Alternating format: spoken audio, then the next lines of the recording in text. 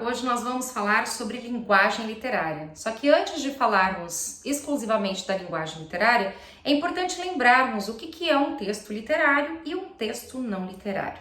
Pois bem, o texto não literário é aquele texto que ele se pauta não só na realidade, mas que ele tem uma linguagem objetiva, clara, concisa, precisa e que nós encontramos geralmente onde? Dentro dos jornais, quando nós estamos falando da notícia propriamente dita, porque dentro do jornal nós também podemos encontrar linguagem literária. Você pode encontrar um poema, uma crônica dentro de um jornal. Mas quando nós estamos falando da notícia em si, estamos falando da reportagem, nós estamos utilizando o quê? Nós estamos utilizando a linguagem objetiva, com muita clareza. O escritor da matéria, ele não se envolve com a matéria, ele não traça opiniões, né? Ele procura a imparcialidade. E aí nós estamos lidando com o texto não literário. O texto não literário também pode ser encontrado em bulas de remédio, em manuais de instrução, receitas culinárias e muitos outros. Já o texto literário, para falarmos da linguagem literária, é aquele que se vale do quê? De uma linguagem repleta de significados, repleta de sentimentos. Nós vemos que muitas vezes uma palavra ela adquire vários significados que nós chamamos de plurissignificação. Então muitas vezes você quer retratar algo sobre uma pedra.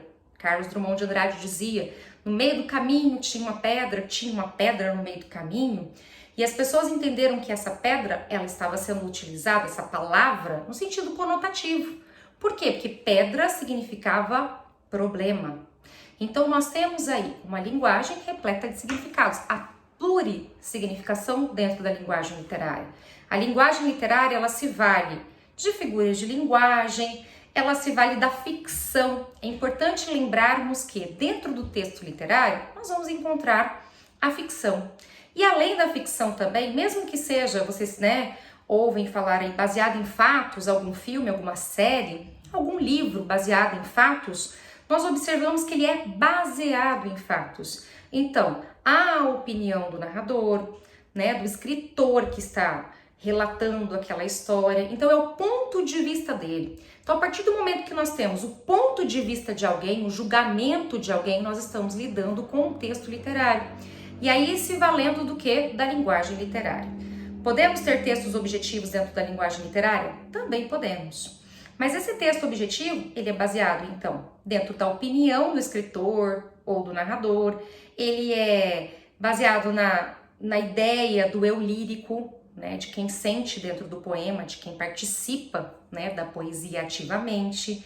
Então, nós temos toda essa bagagem aí para falarmos que um texto possui uma linguagem literária.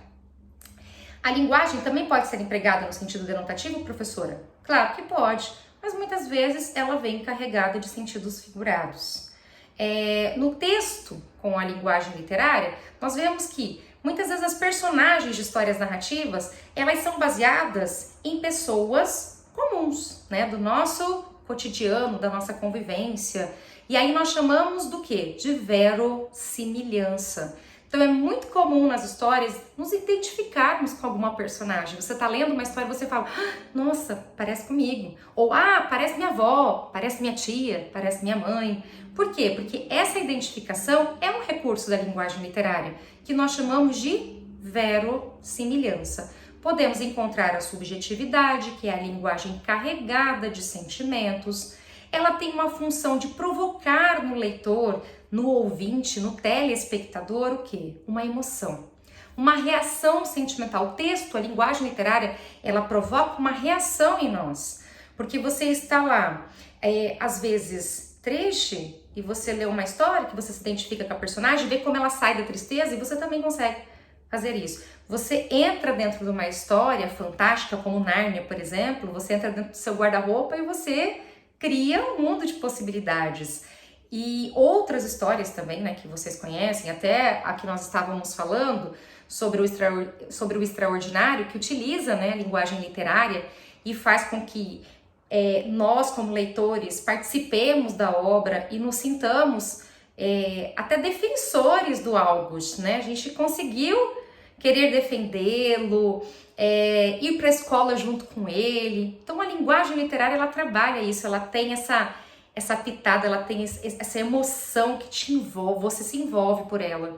Muitos de vocês falam às vezes assim, ai professora, eu não consigo ler um livro literário. Talvez porque você ainda não tenha se identificado com alguma história.